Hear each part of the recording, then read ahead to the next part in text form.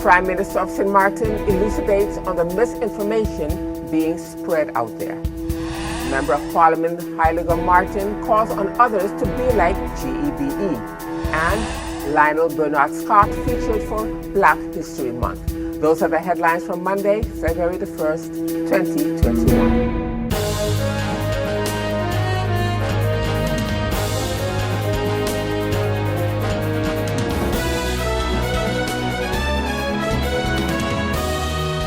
Good evening, viewers. This is SXM Daily News, and I'm Valerie from Hilton. Thank you so much for tuning in this evening. And as usual, we have a full newscast for you, so let's get started. In our first story, as the month of February is being celebrated as Black History Month, SXM Daily News thought that we should honor our local heroes and heroines. So we will be featuring our heroes and icons every evening during the month of February. This evening, we will begin our feature of one of the island's most ambitious businessmen, Mr. Lionel Bernard Scott. The text was taken from the book entitled The Sabre Islander, written by historian Mr. Will Johnson. Lionel Bernard Scott was born on St. Martin on January 28, 1897. He was from a large family. He was one of 6 brothers and 10 sisters. From an early age, he was very ambitious and went to the Dominican Republic in search of work, as so many people from St. Martin did at the time. While there, he went to vocational school. In the Dominican Republic, Mr. Scott was also active in the Marcus Garvey movement, Universal Negro Improvement Association. After acquiring a certain amount of knowledge, and still in his early 30s, he returned to his beloved St. Martin and its people with a burning desire to serve them both. Mr. Scott co-founded the Phillipsburg Mutual Improvement Association, the PMIA, in 1932. This was the first benevolent association ever established on St. Martin, and Mr. Scott was its president for many years. He remained a faithful member until his death. The Scott family was very poor, with few opportunities available to them to improve their financial status. However, by the time he passed away on January the 3rd, 1966, Mr. Scott was considered the first Black aristocrat on St. Martin. He was owner of an estate of the former masters and had been so successful in business that he could live in more comfort and with fewer financial worries than the estate owners of old. His financial success also gave him time to dedicate himself to public life. And now, as we continue in other news, on the program, The Prime Minister Talks, which was aired over the weekend, the Prime Minister touched on the topic of misinformation that is being spread on the island. The Prime Minister said that she felt it important to elucidate on some of the misinformation being spread out there, where it pertains to conditions for the measures being put into law that had to do in order to be able to receive funding. I still see a lot of people are hearing information from what you would assume would be trusted sources, but the misinformation of our people continues. And so I felt it important to come to you as the Prime Minister of this country to further elucidate on some of the misinformation that is being put out there. We've seen how dangerous it can be in the United States of America, how it can create riots when people are hearing things from someone they trust and they believe it. So for me, it's important, in the interest of safety and security on St. Martin, in the interest of peace of mind of the people of St. Martin, to continue to improve on our communication efforts and make every effort to ensure that you understand exactly what these measures are all about. So first of all, from the beginning, we have continued to communicate on a regular basis from the lockdown days in the EOC, where I was daily informing people. I mean, we could not be more transparent than that. And many appreciated that, to the point when you're not getting daily updates that, we become a little bit spoiled, I guess, and wondering why we're not getting all that information again. But as we move forward towards more normal behavior, we move to doing the briefings in social media, but then once a week in our press briefing, giving the full update. CPS also continues to update the Council of Ministers with reporting every week, which we share, we use for our decision making, etc. As a result of the lockdown, there was an economic downturn as well, not just in St. Martin, but around the world. Travel was limited, and as you know, we rely on tourism, and therefore we had serious liquidity issues, which is on top of what we were already experiencing coming out of the recovery from the hurricanes Irma and Maria. So in order to be able to support the payroll of all those businesses that were negatively affected, as well as, of course, maintain our own responsibilities as a government, we, after much back and forth, accepted the conditions for liquidity support. The liquidity support was offered in a proposal that initially we did not accept. We survived for as long as we could on what we had, and when other options and other gates for financing was closed to us, we accepted it, I believe, in August 1st, because by then we would not have been able to pay salaries and the like. And so we accepted the, let's say, the conditions for the second tranche of liquidity support. Moving down now to December is when we finally were able to, let's say, finalize the legislation, send it on to the Council of Advice, and thereby afterwards now take it to Parliament. Along the way, we had many glitches, we had challenges in discussions with unions, etc. Now, I'm hearing certain members of Parliament saying that this Prime Minister lied to the people of St. Martin. That is absolutely not true. We met with our civil servants, but prior to that, we met with our unions. The unions knew about what was proposed from the Netherlands, the unions knew what we were fighting for, and certain proposal discussions took place. Certain things were accepted, certain things were not. But due to then an issue with the CCSU Secretariat and the removal of someone that was in a leadership position where a conflict of interest had been detected, there was a breakdown in communication because the unions refused to speak to government until that situation was rectified. That situation is still being rectified because it requires the reporting as a result of their request for intervention, or bezwaar, as they say in Dutch, putting that in by the Department of P&O, that had to be handled according to the legislation.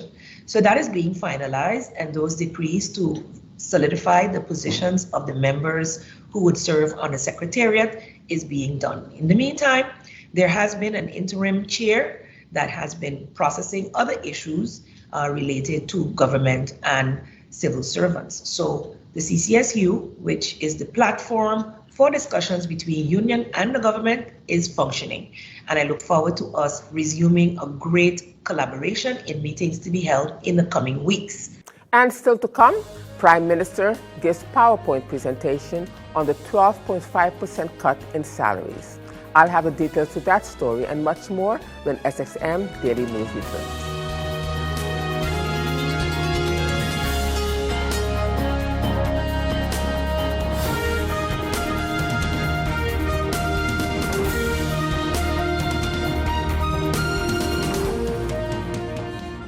Hi, I'm Switch. And I'm Save. And together we're here to tell you about WIB, Switch, and Save mortgage offer. Now at WIB, you can save and benefit from great specials when you decide to bring your mortgage to WIB. When you switch, WIB will offer you payment of penalty fees up to 3 months interest, payment of notary fees, waiver of bank closing fees, and also the lowest interest rate. Plus, you'll have the chance to win back 1 year of interest payment. Visit any of WIB's mortgage specialists and benefit from WIB's Switch and Hey, that's my part.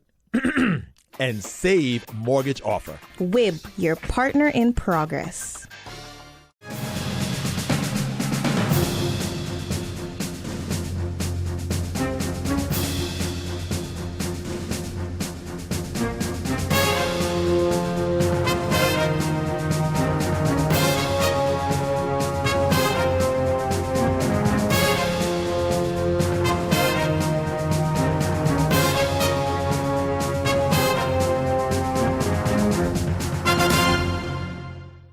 Welcome back, viewers. You're watching SXM Daily News, and I'm Valerie Van Putten. And as we continue now with more of the Prime Minister on her program, The Prime Minister Talks, over the weekend, January the 30th, the salary cut of 12.5% cut was also touched on by the Prime Minister. She gave an elucidation with her PowerPoint presentation.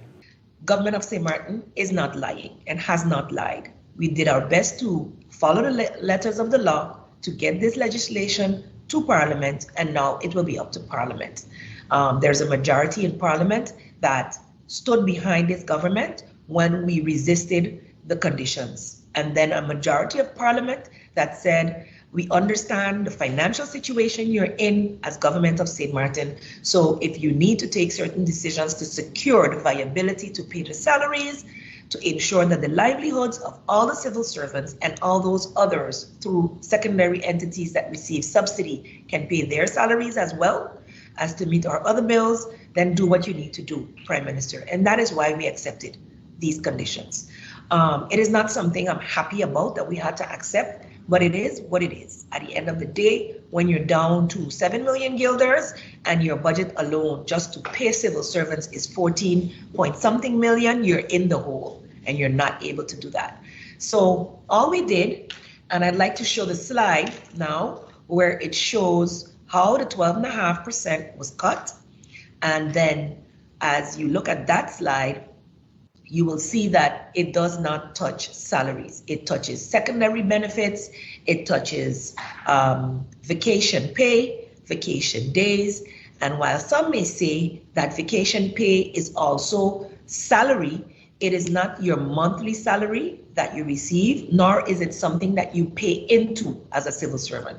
It is something that government saves up for to be able to pay out. And as we are now with a shortage, I am not able to confirm that we can pay vacation pay for let's say the foreseeable future until we can get our finances back on track and we're not dependent on the Netherlands for funding to be able to take care of the basic needs. We thought it was more important to take care of the basic needs, and as such, when we weren't able to meet with the civil servants unions, we met with the civil servants themselves in a session in November, and that is before the legislation was finalized, and again in the second or third week of January, where I gave them the final updates as to what the legislation is proposing and what we're asking Parliament to approve.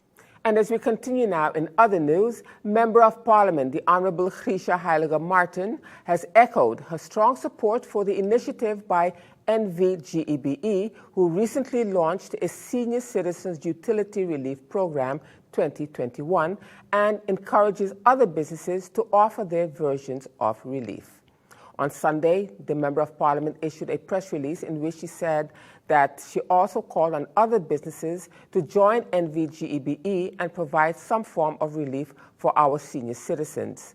A strong advocate for senior citizens' care and protection, Heiliger Martin said that GEBE's initiative is a testament to their continued dedication and commitment to providing financial relief for the seniors. The program, which was started back in 2014, offers eligible senior citizens on St. Martin a reduction in their utility bills.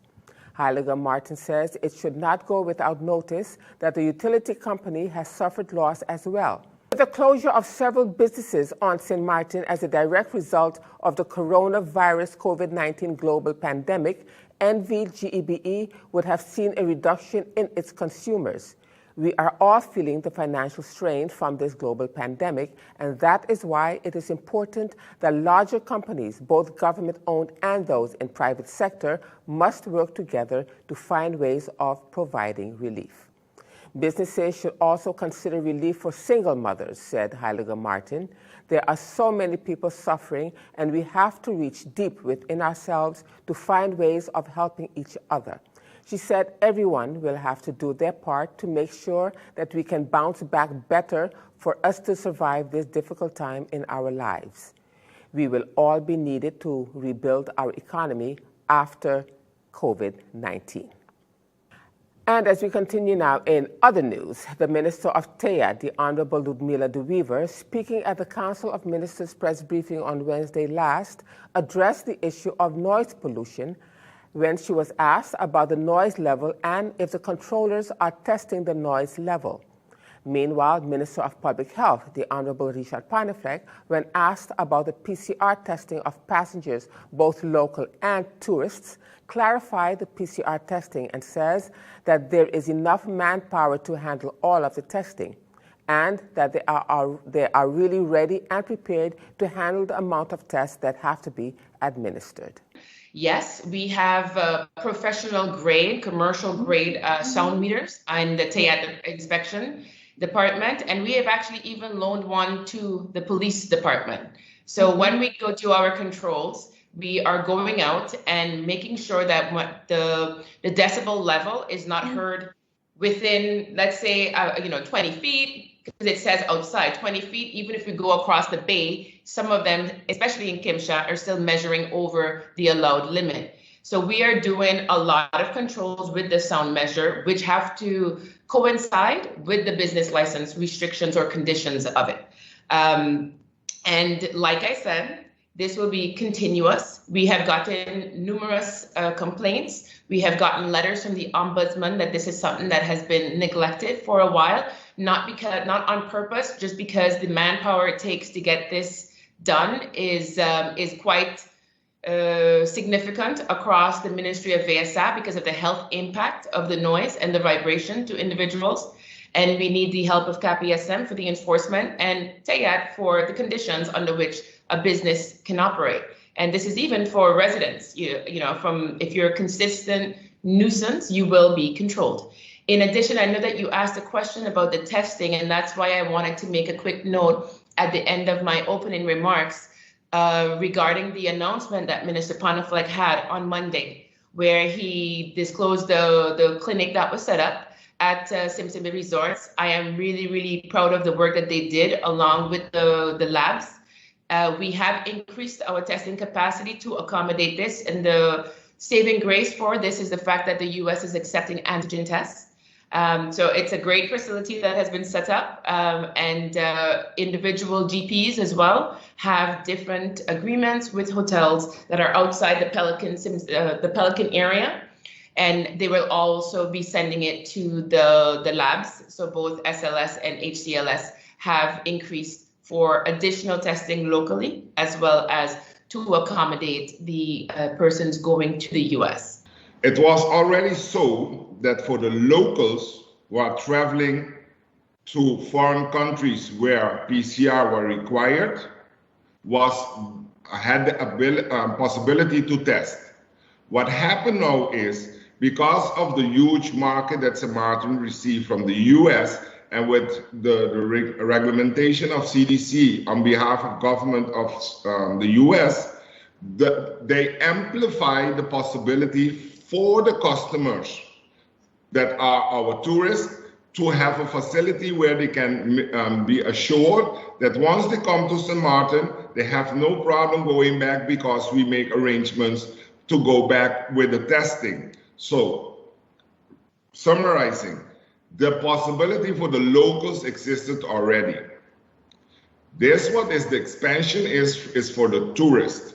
And like Minister De Wever stated, and I have stated before, there are more locations. This is one that brought out and even offer, besides those hotels like Atrium, Royal Palm, Flamingo, and La Vista, besides Simpson Bay Resort that organize it, that when it is necessary, the facility is also for other hotels or B&Bs or lodges or Echo, that they can also use of the facilitation. So yes, we prepare, and that's what I meant before. Sometimes the information is not there, but we are working, and once everything is in place, I come out, because I do not want to give no kind of misinformation, and what information come out, it is very detailed.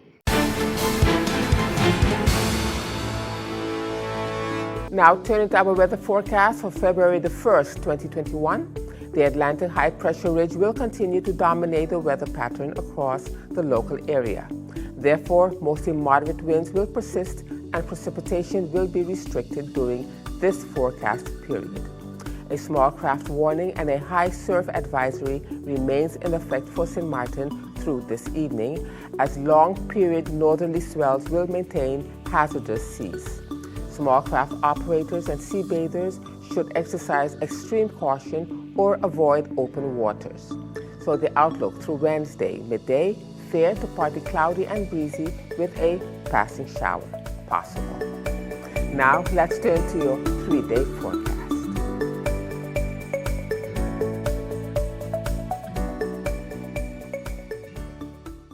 And still to come, Director of PAHO on the COVID-19 pandemic in the region. I'll have the details of that story and more when SXM Daily News returns.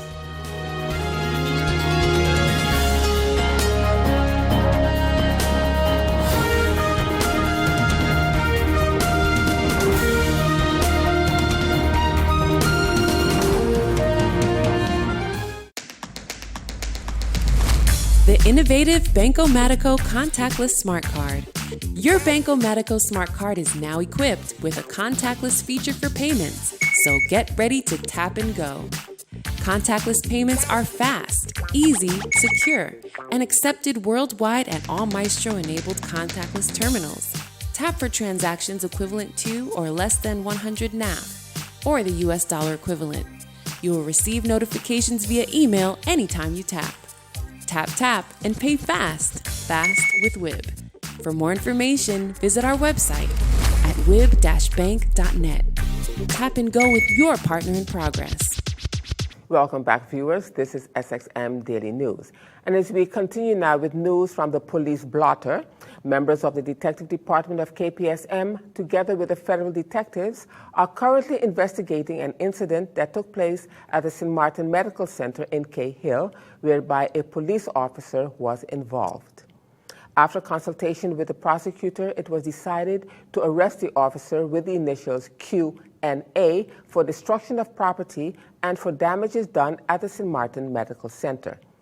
The Chief of Police, Mr. Carl John, has requested the Department of Internal Affairs to immediately launch an investigation into the incident that took place at the medical center.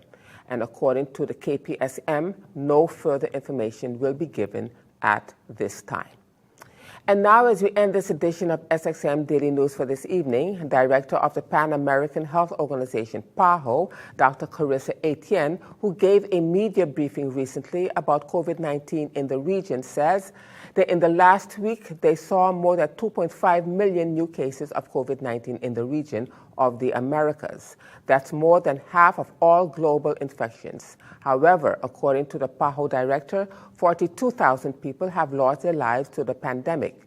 In her closing remarks, the director stressed on the COVID-19 pandemic and says that every country in the region had access to testing and were trained, and they distributed PCR tests to their country. She elaborated further. But I want to throw in one piece of information that we think in part contributes to the large number of reported cases. In the Americas, all of our countries have very strong surveillance networks and infrastructure. And throughout the years, many years, PAHO has worked with them to strengthen the surveillance system. For COVID, by the end of February, every country in our region had access to testing. PAHO trained and the lab professionals, and we distributed PCR tests to our countries.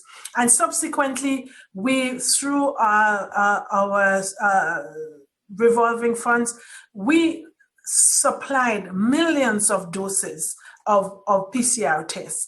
And when the rapid antigen test became available, we distributed thousands and thousands to our countries. So I think, and that is not so for every other region. So I think that in part, and I feel that's very noteworthy, that the figures that we are seeing demonstrate the expansive commitments throughout our region to diagnose, track, and report COVID-19 cases. I think also that it also lays bare how the pandemic has been fueled by inequality. Our region is highly urbanized and among the most unequal in the world, and this has made adherence to public health measures a challenge. People living in close quarters or dense urban communities cannot properly self-isolate if they're sick. And I told you what Chile was doing to improve this. Our essential workers and those who rely on the informal economy for their livelihoods, they don't have the option to stay home. And for people living in marginalized settings and remote areas, like our indigenous communities and migrants, healthcare is often and remains out of their reach.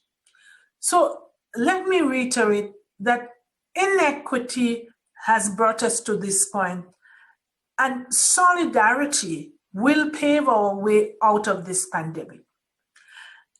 As countries begin receiving shipments of COVID-19 vaccines, access should not be based on privilege of the wealthy or privilege of certain communities. We believe that doses should be prioritized for those at the highest risk of developing severe COVID-19, like our healthcare workers, like our elderly, and all of those who work on the front lines of this pandemic. And as more doses are available, we must ensure fair and equal access.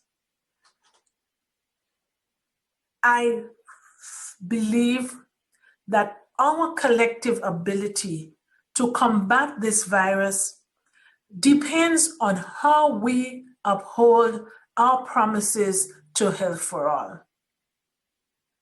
And this region has stated its commitment to universal health for all, universal health coverage, and universal access to health. That's what is going to make sure that we can come out of this pandemic and that we can build back better for the future. Thank you. And with that, viewers, it brings us to the end of this edition of SXM Daily News for this evening. I am Valerie from Pritton. Thanking you so much for joining me this evening. And just a reminder that this and other programs are available online. Simply log on to stmartinmediacenter.com for viewing. And on behalf of the SXM Daily News team, we thank you so much for watching and plan on meeting you right back here again tomorrow.